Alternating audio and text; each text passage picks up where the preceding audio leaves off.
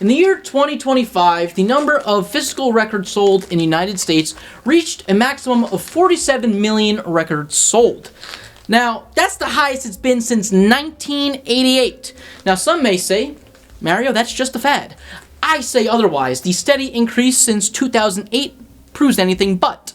Now, if you're watching this video, you probably understand that magical feeling you get when you put on a record to listen. Between the crackles, the smell, the artwork, the inserts, all of it, the whole package, it's just something that can't quite be replicated with the CD or cassette, or even worse, a digital file, right?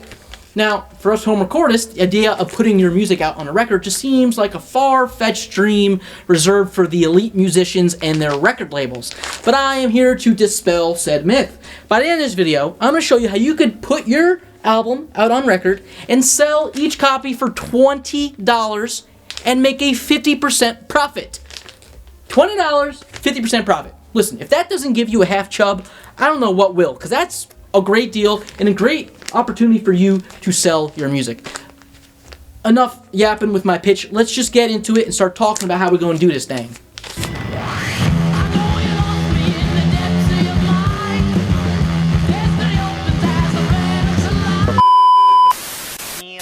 Now, this is going to be no easy task, so buckle up and get ready. There are going to be a lot of considerations that you have never even thought of. In fact, this video is probably about a year's worth of research and planning just to present this information. Now, I have a lot of stuff written here. It's going to seem like this video is really long, but I promise you, I went through this script multiple times and edited it out as much as possible. Everything I'm going to talk about today is crucial for you if you want to put your album on record. I'm really going to go through every single possible thing you could possibly have a question about, and just bear with me because it is going to be worth it if you're actually considering to do this. Okay, we're going to split up this video into three main topics. The first is going to be all the considerations you need to make when putting out your record. The second is going to be the pricing, as well as the price breakdown of all the individual elements you will need to sell your record. And the third topic is going to be how to sell said record. Now, before we get there, I need two short disclaimers. The first disclaimer is that I'm going to be mentioning the company Palomino Records a bunch in this video. It's going to sound like one big advertisement, and I assure you, I'm not getting paid at all. I did not get a deal, or I didn't make any money off coupons or affiliate links, nothing. I get nothing for mentioning this company. I truly think the guy running it, Travis, did a great job, and I truly think that his company right now in the year 2026 is the best option for the target audience of this video, putting out a DIY record. So I am going to recommend him, and you're going to see why, further in this video, why I recommend him so much. And the second disclaimer is I'm going to be mentioning the out of this album that I'm putting out in this video today for a couple reasons. The first is self-promotion. I want to sell, baby. And second is because the whole point of this video is supposed to show you, how to put out a DIY record. And from start to finish, from the instrumentation, recording, artwork, all of this was a DIY endeavor, and it winds up fitting perfectly with the lesson at hand today. So just get used to it. We are going to be talking about this ad nauseum. All right, let's get started.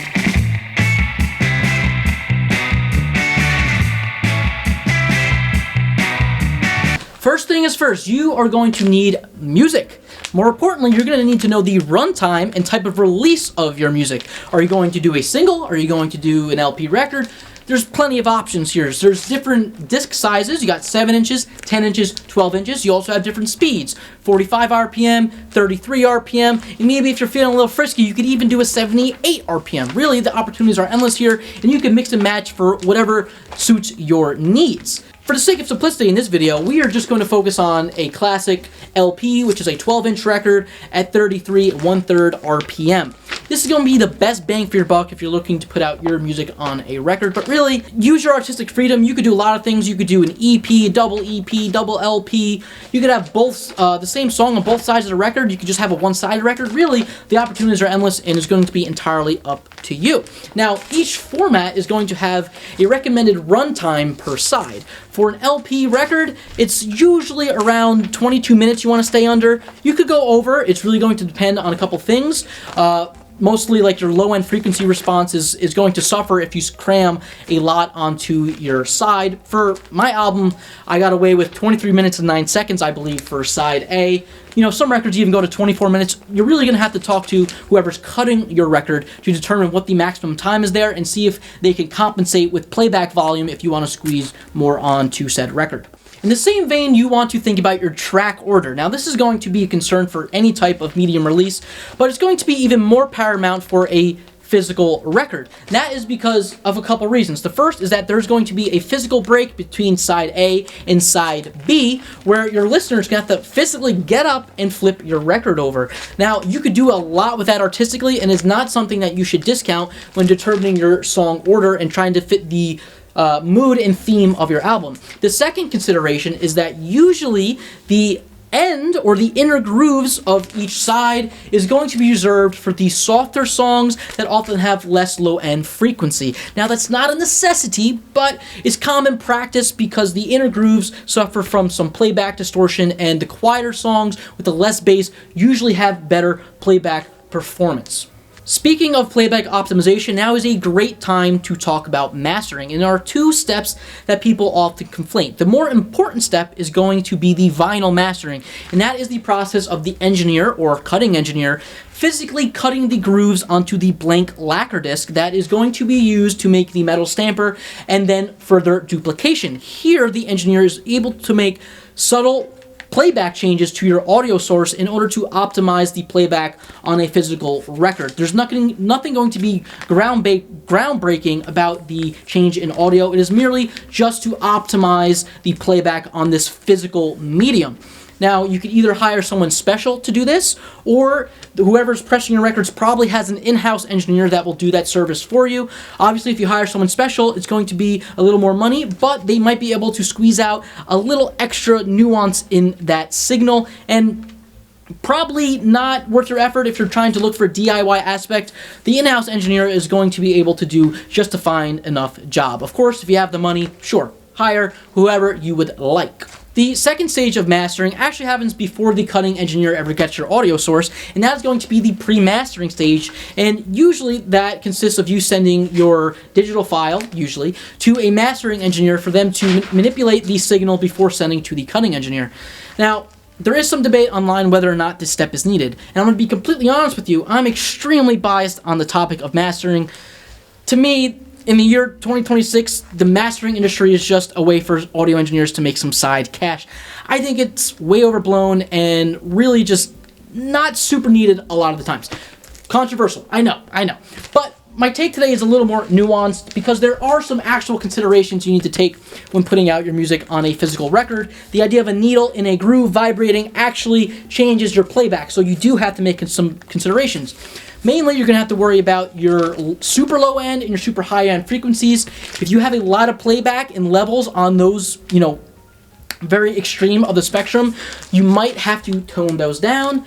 The low end playback for your stereo image might have to be summed to mono past a certain frequency. And another important consideration is that vinyl records like dynamic range. They do not like to be squashed down with a limiter. If you're putting 20 dBs of limiting and trying to put it on a record, you're going to have some bouncing and skipping, and that's not going to be ideal. Now, all of the steps a mastering engineer would take in that pre-mastering stage, you are more than capable of doing so yourself, as much as the gatekeepers will tell you you cannot. This stuff is really simple. You could do it with free plugins. Me, personally, one, this is in mono, so I didn't have to worry about any stereo nonsense, but two, I talked to Travis at Palomino Records, who was doing the cutting. He's the cutting engineer, and I asked him for his opinion, and he suggested he has people put out records all the time that do not have the pre-mastering stage, and we are all happy with the product. I can confirm this sounds great without doing any pre-mastering stage. The frequency spectrum of this record is very limited. There's not a lot of low end, there's not a lot of super high end, and it did fine. Ultimately, if you're nervous about it, just spend the money and get someone to engineer the record, if that helps ease your mind. One thing to consider is that when you do get your record cut, that initial stage, they are going to send you test pressings where you will be able to test the playback. And I recommend you test on as many record players you could get your hands on, as much speakers you could get your hands on, as much stereos you could get your hands on, okay? Try as much configuration as possible. Try all of the test pressings that they send you. Make sure you are 100% happy with it before you say A-OK and they press the rest of the records. Those test pressings are really, you know, your stopgap measure in case anything is going to go wrong. So, like I said, DIY, I say you don't necessarily need the pre-mastering stage. After you get past the cutting stage and you like your test pressings, you're now going to have to consider what color and what weight you want your record to be. It seems all the rage in the past 10 years is to put out records on these crazy colored splattered vinyls and 188 gram heavyweight records. And I'm going to be honest, I'm not too particularly fond with the colored vinyl. I think it's kind of gimmicky. I am just a fan of the old black color.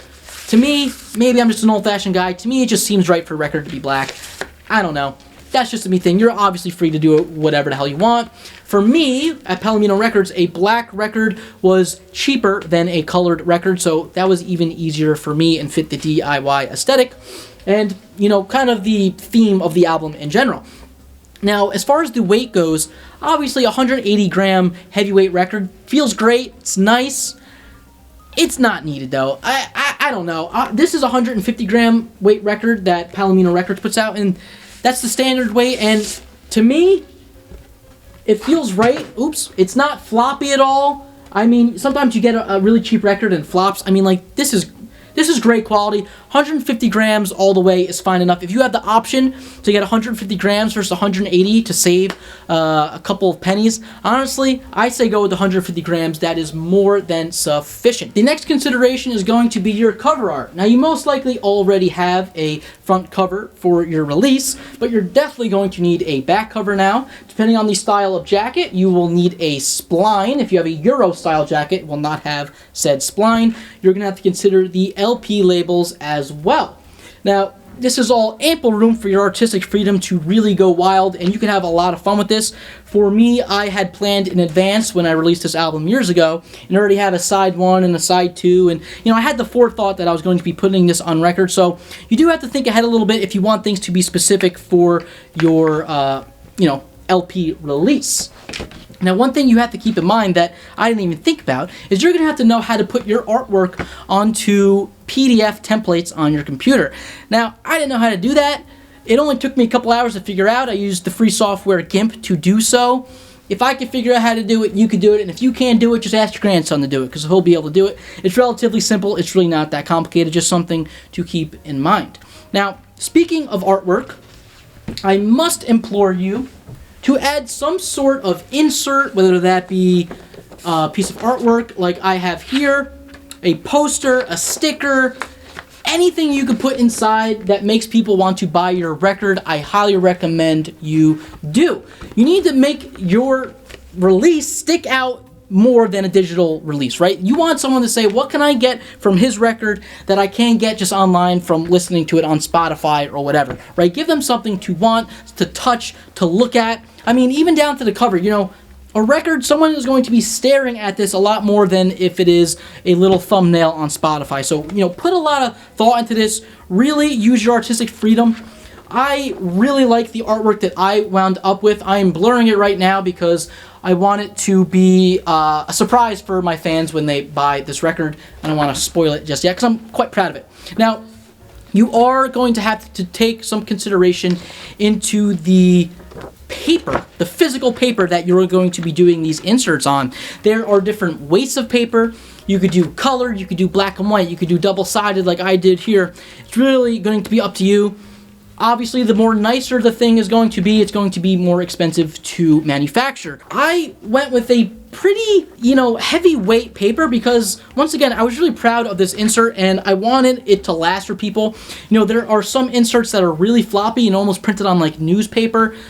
I personally went with something a little heavier. Like I said, it cuts down on my profit a little bit, but I think it is worth it and it'll be able to last quite a long time with the, you know, end user. So, definitely something to consider. I should also mention that your inner sleeve that your record goes in is also a great place for you to customize your release. As you can see for my DIY release, I just went for the straight white paper. I just think that fit the aesthetic of the album the most. Depending on the supplier of your artwork and packaging materials, you may be able to squeeze a few pennies out of every record by printing out on black and white versus color prints. Now that difference there is small, but it can add up drastically over a large quantity. Now, should that trump your artistic freedom for whatever you're thinking of for your album? Absolutely not. Whatever you're artistically feeling for your album, I definitely recommend doing that. However, if you're going for a DIY aesthetic and trying to, maximize your profits, a black and white release is a great way to do so. The last consideration I want to talk about is time. This whole process is going to take a lot longer than you are anticipating. The process for me took about 7 months. Now, is it going to take that long for you? I don't think so. I was just a little analytical about it. Now, at minimum, it's going to take a few months, 3 months. Now, that might seem like a really long time for you, but you got to realize that you should be planning your vinyl release before you release any of your music officially anyway, if you plan to do so. You're going to be able to start that process with whoever is going to be pressing your records before your audio files are even done. So it does not hurt to start that process before you're done recording actual music on the album. Now, the wait times are going to vary depending on which company you go to. Generally, the more money you're going to spend on a bigger operation, you're going to get that vinyl back to you quicker. Now, a small company like Palomino Records, it's just one dude from what I could tell, and you're going to have to account for that if you're going to do a more DIY release. It might just be one dude in his own factory doing the records himself, and it might take a little longer. Now, like I said, you should be planning for this well in advance of releasing your music. This is not something you want to do like I did as an afterthought. You want to think way far ahead before your album is released how you're going to do this and plan accordingly.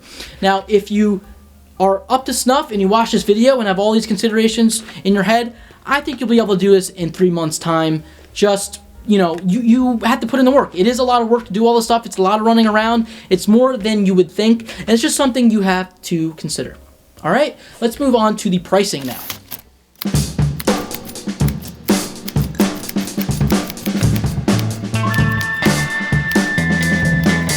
All right, now to talk about the costs and pricing associated with putting out your album as an LP.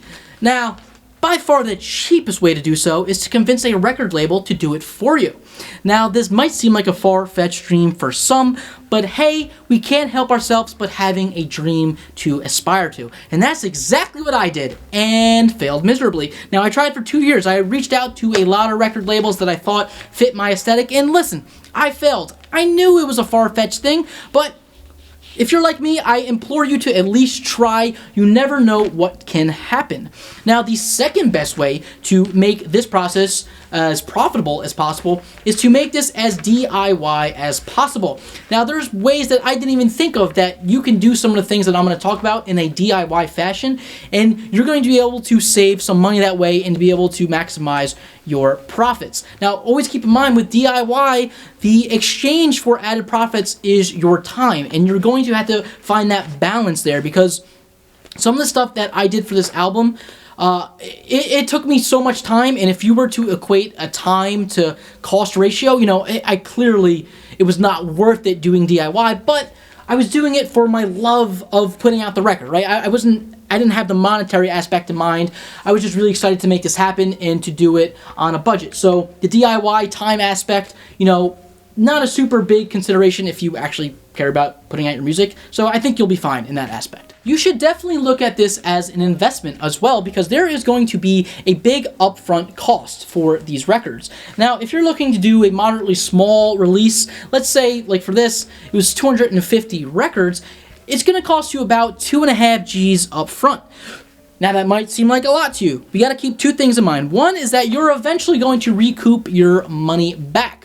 It might take you a decade, it might take you a year. I don't know, it's going to depend on a lot of variables. Luckily for you, music is timeless, and people are going to be listening to music forever. So you will have ample opportunity to sell your records in the future, and it might just take a little longer than you're initially expecting. The second thing is look, if you're in high school and you're like, Mario, I can't afford a couple G's to put my music out on record, well, you know what I say to that? Go get a fucking summer job, okay? Because the minimum wage in the year 2026, at least in my state, you're able to afford that in basically a month. So it's really not that unobtainable if you save your money and plan in advance. Like I said, you should be planning in advance anyway. A couple G's to put out your record, I mean, that's doable. That is doable. And keep in mind, you don't have to sell all of your records to recoup your money.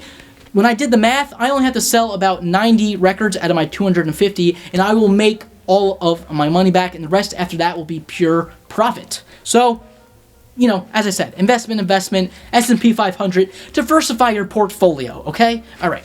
Now, anytime you sell any item, the more quantity your initial run is, the less cost per unit it will be, and the more profit you will make. Obviously, the more quantity of something, the more the upfront cost is going to be. So, you know, there's going to be a give and take there. It's going to be extremely case dependent, you know, how many records you want to get pressed for your first batch. And as always, you are going to have to shop around and get quotes to your heart's desire. You're going to have to really see prices from all different angles. Maybe you're going to look at package deals that companies could offer you. Maybe you're going to individually get different elements of your record from different suppliers. I recommend setting up an Excel sheet and running through multiple examples of scenarios that you could go through selling your record and see how much the upfront cost is going to be, how long it'll take to recoup your costs, and what your total profit is going to be at the end. There's going to be a million combinations of companies and methods and materials that you can go through, and it's going to be case dependent. I can't do all the homework for you. You're going to have to know how to do basic math and basic research, and you're going to be able to find what fits best for you. Now, one thing I can definitely recommend is whatever company you wind up working with, please make sure that they are communicative. Travis at Palomino Records is fantastic. He's extremely communicative, nice, and helpful. I can't say enough great things about him. I must also give a shout out to one more person. I'm going to make sure I get his name right. Nick Dillon over at Gold Rush Vinyl. Now, Gold Rush Vinyl is a little more tailored to more quantity than I was looking to get pressed, and they're a little more of a bigger company. Now, a little out of my price range for that reason. Now, the reason I'm mentioning this guy's name is that he emailed me like 7 times trying to get my sale and to get my business, and I cannot let that go unnoticed. I appreciate that, Nick, and the reason I'm putting a lot of emphasis on it is there was a couple other companies that couldn't even be bothered to respond to an email or even a phone call, and honestly, you're going to have so many questions during this process, and you're going to be nervous a bunch of times, and having someone on the other end of that line or other end of that email being there to answer your questions and to update you on the timelines and the run and all this stuff, like, I really cannot stress that enough. Go with a company that you can trust to do the right job. And I want you to note that your first pressing or run of pressings is going to be the most expensive, and that is because baked into the cost of pressing records is the process of the cutting engineer cutting the lacquer, making those test pressings, and making that metal stamper that is going to be used for further duplication. Now, when you go back for a second pressing, if you run out of your records, they are going to be at a much reduced rate. For example, if I go back to Palomino Records, I'm able to get each physical, vinyl record, the disc, 12-inch disc, for $2 a piece. Now, that is a great deal, and you're going to be able to maximize your costs, or your profit, rather, even more in that second run of pressings. You also don't want to forget about shipping. And I mean that both in the sense of the shipping from the pressing plant of your records as well as the shipping to your customers. For the former, vinyl records are heavy, and when you're getting a large quantity of them, that shipping cost is significant, and you should not forget about it and be blindsided at the end. For the quantity 250 that I got from Palomino Records, it cost $300 to go from his factory in the Midwest, I forget exactly where, to New Jersey. Now, if you're getting even more and from a different company, from maybe potentially overseas, a couple companies are located, that shipping cost can be significant, and you do not want to forget about that. Now, when it comes to shipping your record to customers, you want to put a lot of forethought into this, both in packaging materials as well as doing it properly. The last thing you want is a dissatisfied customer that gets your record with a bent corner or a broken disc or something like that. That's going to cut into your time as well as your profit, and you don't want that. Now, for packaging materials, you're going to need bubble wrap, cardboard stiffeners, tape, and the outer box that you could get from online. Now, for the cardboard stiffeners as well as the foam or bubble wrapping, I recommend you reusing materials that you get from other shipments to your house as much as possible. That is what I have done so far. I sent out a majority of my, all of my records actually so far with material I've been saving up over the course of months. If you're someone in your house, like your mom is ordering 16,000 Amazon packages a day, that's a great way to get packing material and cardboard stiffeners to make your own in order to save money, because that stuff will add up and eat into your profit margin. I cannot mention the topic of shipping without talking about media mail. Now, if you don't know what media mail, this is what the USPS offers for shipping items that are considered media. Music, writings, books, whatever is considered media and can be shipped at a much reduced rate. A record is considered media, and you should take ample use of media mail pricing. For me, New Jersey, for me to send this record in the big padded up package, the box, it cost me $5.22 to send this anywhere in the actually anywhere in the United States, including Alaska and Hawaii. All over the U.S. for $5.22 from New Jersey. That is a great deal that you're just not going to get from any other carrier, and the USPS is great for offering that media mail service. It is going to help with your profit so much more. I know, I'm talking a lot. Bear with me. Let's go over to my computer to talk about the price breakdown of all the elements for my record so you can get a benchmark of how much you think you're going to be spending for your own release and how much profit you will be making as well. Alright, so now let's talk about the price breakdown for my batch of records that I got pressed. Now, this is merely just to give you a benchmark of what you should be expecting. Costs are going to vary, everyone's circumstance is going to be a little different. You could probably save money at certain places, you could probably spend more money at certain places, right? This is just to give you an example. Now, obviously I'm being extremely transparent here and going through all the costs and how much profit I'm making, but I think it is worth the learning lesson here. Now, you have two tables here. The first one is the cost associated if I were to sell all of my records through shipping, through online services. And the second would be if I'm just selling my records in person. Let's start with the shipping. And through Palomino Records, the base cost for 250 records, and that included the LPs, the physical vinyl discs, the jackets, the artwork, the outer jacket, and shipping. That was a total of $1,900. So I split that up here. It's $1,300, $300, $300. Total $1,900. That's how much he charged me for everything. And you can see here in this column, I have the price per record. So that's $520 per each vinyl record. That is $1.20 for each jacket, and that is $1.20 for the shipping. Now, the next item is the outer sleeve, and that is the plastic outer sleeve. This is not a necessity by any means. I just think that is, personally, all my records are in sleeves, and I think when you sell a record like that to someone, it feels a little more professional. It makes sure that the product that you give them, hopefully they keep it in that sleeve, and it helps it, maintain its condition. It doesn't get ruined, and it's also helpful for shipping just in case something gets wet. If it's in that sleeve, it might, prevent it from damage. So for 300 of those sleeves, I paid $47.93, which comes out to 16 cents per record.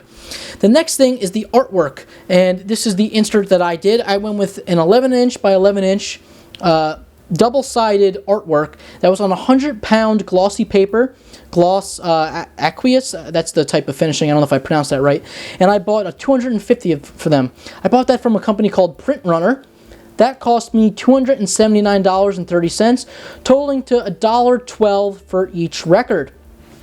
Now, the shipping, we already talked about USPS. The shipping per record is $5.22 for me to ship this anywhere from where I live in New Jersey in the United States. Anywhere, Hawaii, Alaska, anywhere. $5.22. That is a great deal for USPS media mail. The box that I'll be shipping it in, I only bought 100 right now, but doing some interpolation, that would be about $167.80 for 250 boxes. That's 67 cents per box. The shipping stickers, this is just a do not bend fragile sticker. I bought 1,000 of them. I use about 3 per record I ship. So that comes out to a total of $10.56, and that's about 3 cents per record. And then the other shipping stuff tape, bubble wrap, etc. I just have a 25-cent charge here. It could be more, it could be less. For now, I've been able to reuse packages that I've been getting naturally in the mail, so I don't have to pay that 25 cents, but it's here for, just for the sake of this video. So in total, that comes to an upfront cost of $2,000.406, and that's about $15.05 a record. I have a 5% incidentals here. That's just for costs that I forget about, or maybe cost for gas, or whatever that I might be forgetting. $15.80 per record. Now, if I sell these in total for $25 online, which I think is a fair price, that gives me a gross sale of $6,250, and that is a profit per record of $9.20. That's pretty good.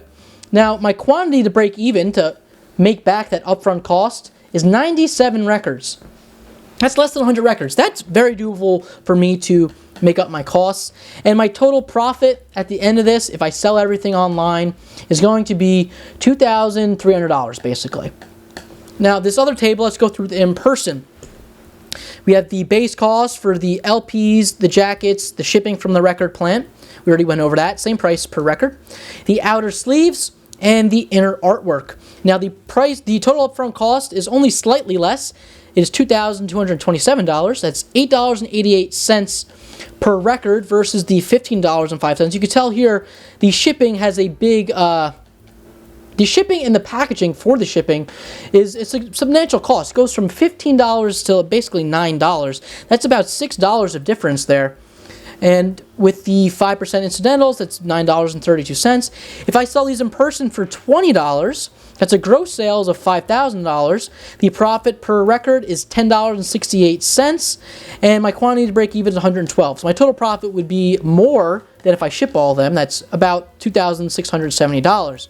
Now, I'm not going to be making this much profit for these 250 because a couple reasons. One, I already gave a lot out for free, to friends and family, to people on my Patreon that have been paying, Patreon dues for months. I'm going to be selling them at reduced prices probably at sometimes. Maybe I'll do a sale. So this is just a benchmark just to make me feel a little better and know how much I could be potentially making. Hopefully all that makes sense, There's going to be different items that I may be forgetting about for you. Just, you have to get used to using Excel, or this is Google's equivalent of Excel. And you'll be able to, do your accounting a lot more easily. Here, this is when I was trying to decide how much quantities I could do. I was also looking at different manufacturers and different pressing plants. Like I said, you can do all this on paper, obviously, with just a pen and paper and a calculator. This is all just basic math. So, yeah. So hopefully that all makes sense. Let's move on to the next topic now.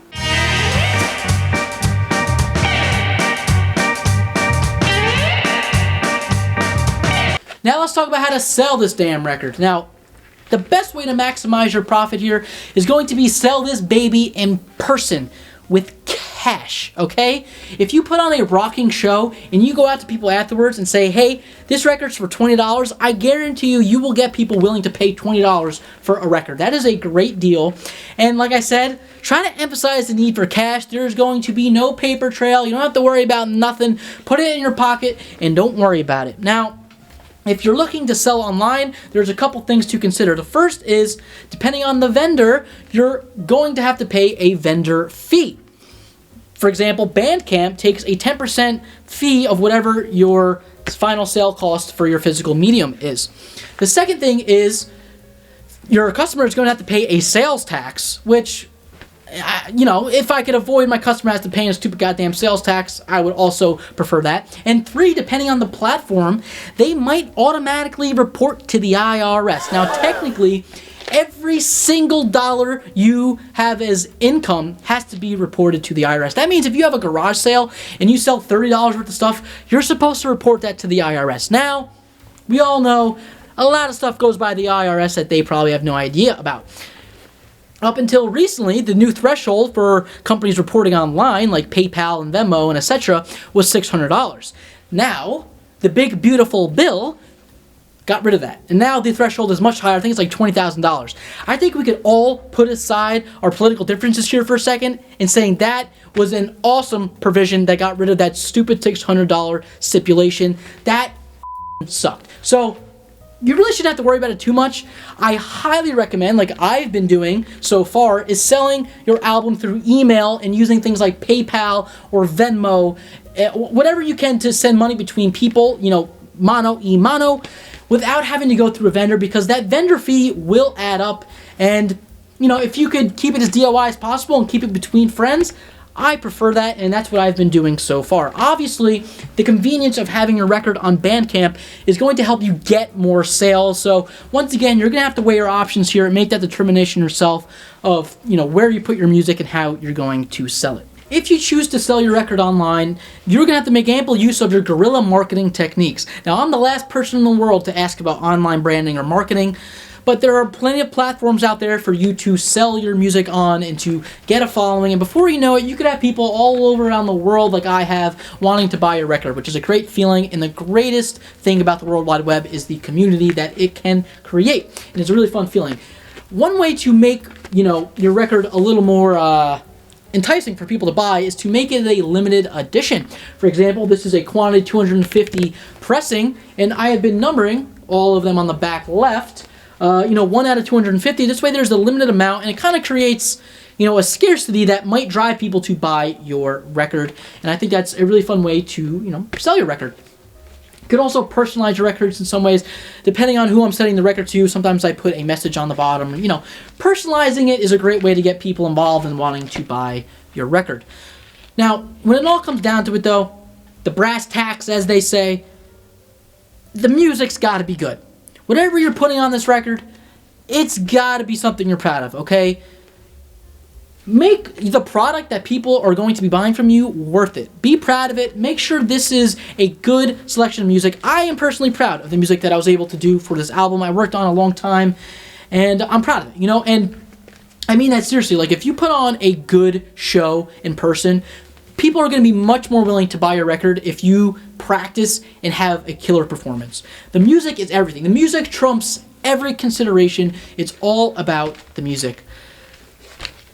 Is that it? I think that's it. I think before we end this video, I'm going to have a short pleading session. Give me 1 second.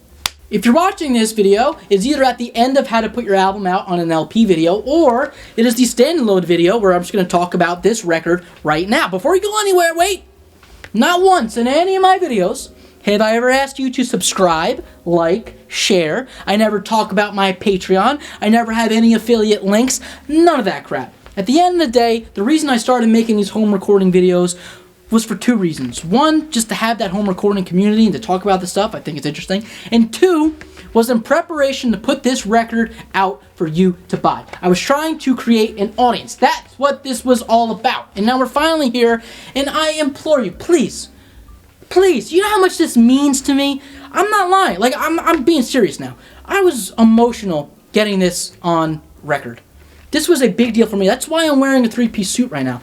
This was a big deal for me, and this was many, many years in the making, and I'm really proud of this end product, and I truly do want to sell these records to you guys. It means a lot to me. It means more than comments or subscribers or anything could ever mean. At the end of the day, it all comes down to my record, and if you're a subscriber to this channel, you might be a fan of my music, and please, please support me. This is the best way to support me.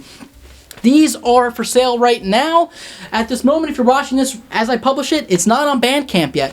I please would much prefer for you to email me and for us to do business off of Bandcamp, because I don't have to pay them a vendor fee. And I much prefer that. It's much more personal. We'll be able to talk to one another. It's much easier that way, okay? So I'm going to put some just directions in the comments to show you how to buy the record. And anyway, look for that video coming up. That is also in this video. It's a little bit of a loop. Okay, all right. Good night, guys. Thank you.